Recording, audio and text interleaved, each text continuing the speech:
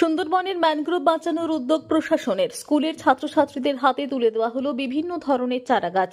পশ্চিমবঙ্গ সরকারের বন দপ্তর ও সুন্দরবন পুলিশ জেলার সাগর থানার যৌথ উদ্যোগে দক্ষিণ 24 পরগনা জেলার গঙ্গাসাগরের বামনখালী এমপিপি উচ্চ বিদ্যালয়ে বৃক্ষরোপণ কর্মসূচি পালন করা হলো। বিভিন্ন প্রাকৃতিক দুর্যোগে ক্ষতিগ্রস্ত হচ্ছে ম্যানগ্রোভ। এবার ম্যানগ্রোভ রক্ষা করার লক্ষ্যে স্কুলের মাঠে বিভিন্ন ধরনের ফলের গাছ রোপণ করলেন রাজ্যের সুন্দরবন উন্নয়ন মন্ত্রী বঙ্কিমচন্দ্র হাজরা।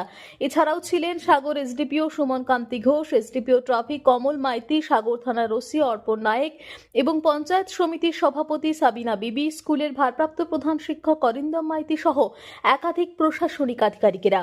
এদিন চারাগাছ লাগানোর পাশাপাশি ছাত্রছাত্রীদের হাতে চারাগাছ তুলে দিয়ে মন্ত্রী বলেন, গাছ লাগান দেশ বাঁচান। আজ আমরা প্রায় 1000 ছাত্রছাত্রীদের হাতে চারাগাছ তুলে দিলাম। মূল উদ্দেশ্য সবুজকে বাঁচাতে হবে। বর্তমান জলবায়ু পরিবর্তনের একমাত্র আমাদের বাঁচাতে পারে গাছ। তাই গাছ তুলে দিয়ে আমরা ম্যানগ্রোভ বাঁচানোর বার্তা দিলাম। এ বিষয়ে সাগরের এসডিপিও সুমন কান্তি ঘোষ বলেন, ছাত্রছাত্রীদের মধ্যে আমাদের বন সৃজন সপ্তাহ চলছে, যাতে সবুজ বাড়ানো যায়, দ্বীপকে বাঁচানো যায়। এই একটি সংকল্প নিয়ে আমরা এগোচ্ছি। ব্যুরো রিপোর্ট, সঠিক বার্তা।